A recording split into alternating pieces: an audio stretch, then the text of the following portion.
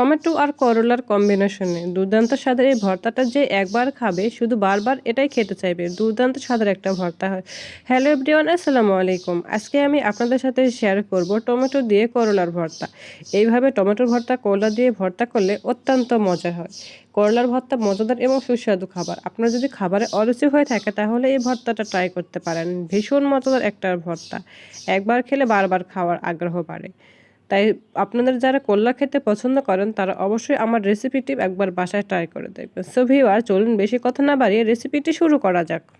Tomato দিয়ে করলার ভর্তা করার জন্য আমি এখানে নিয়েছি 3টা করলা এবং নিয়েছি একটা টমেটো। তারপরে আমি টমেটো এবং করলাগুলোকে স্লাইস করে কেটে নিয়েছি। দেখতেই পাচ্ছেন আমি এইভাবে স্লাইস করে কেটে নিয়েছিলাম সবগুলো উপকরণই। তারপরে আমি একটা ফ্রাই প্যানে দিয়ে দিব করলাগুলো দেওয়া হয়ে গেলে আমি তখন দিয়ে দিব খুবই অল্প পরিমাণের পানি। পানিটা এমনভাবে দিব যাতে করলাটা সেদ্ধ হয়ে যায় এবং পানিটা শুকিয়ে যায়, এভাবে দিয়েছি।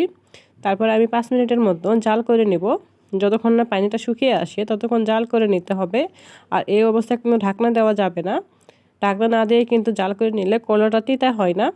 করলাটা যখন পানিটা একেবারে শুকিয়ে যাবে তখন আমি দিয়ে দিব পরিমাণ মতো সরিষার তেল। দিয়ে করলাগুলোকে খুব ভালো করে ভেজে নেব। 2 মিনিটের মতো হালকা আঁচে করলাগুলোকে ভেজে নিয়েছি। তারপর আমি করলাগুলোকে ভাজা হয়ে গেলে উঠিয়ে নিব। তারপর আবারও প্যানের মধ্যে দিয়ে দিব সরিষার তেল। তার সাথে দিয়ে দেব টমেটো। আমি এই টমেটোটাকে হলুদ, মরিচ এবং লবণ মাখিয়ে ম্যারিনেট করে নিয়েছিলাম 5 মিনিটের মতো। তারপরে ম্যারিনেট করে টমেটোগুলোকে খুব ভালো করে তেলের মধ্যে ভেজে নিব। এক পাশে ভাজা হয়ে গেলে অপর পাশে খুব ভালো করে ভেজে নিতে হবে।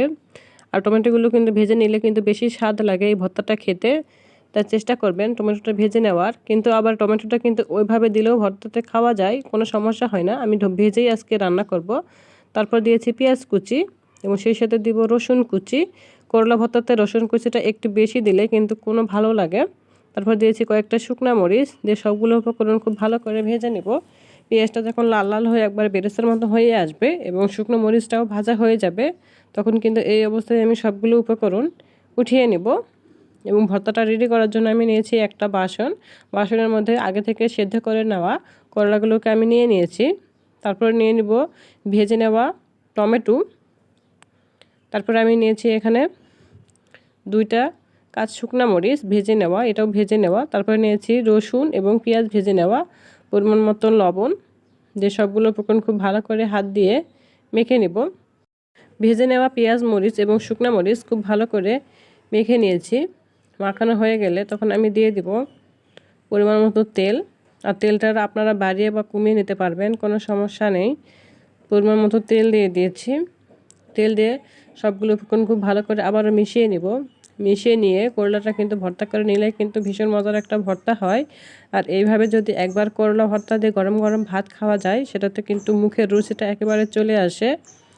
এ পর্যায়ে আমি দিয়ে দেবো কিছু ধনিয়া পাতা দিলে করলা পাতা ভর্তাতে বেশি ভালো লাগে।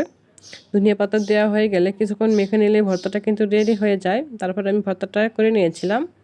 দেখতেই পাচ্ছেন কতটা লোভনীয় হয়েছে করলার এই ভর্তাটা। তারপর আমি পরিবেশনের জন্য উঠিয়ে নিব টমেটো দিয়ে করলা ভর্তা। এইভাবে টমেটো দিয়ে করলা ভর্তা একবার যদি খেয়ে থাকেন তাহলে এর স্বাদ আজীবনও ভুলবেন না। ভীষণ মজার একটা রেসিপি হয়। সো ভিউয়ার্স, আমার রেসিপিটি কেমন হয়েছে কিন্তু অবশ্যই কমেন্ট করে বলবেন। আর আমার রেসিপিটি যদি ভালো লেগে থাকে তাহলে এইভাবে বাসায় একবার ট্রাই করে দেখবেন কতটা মজা লাগে করলার ভর্তাটা খেতে। আর আমার চ্যানেলটাকে সাবস্ক্রাইব করবেন এবং পাশে থাকা বেল আইকনটি বাজিয়ে দিবেন। Thank you watching my video.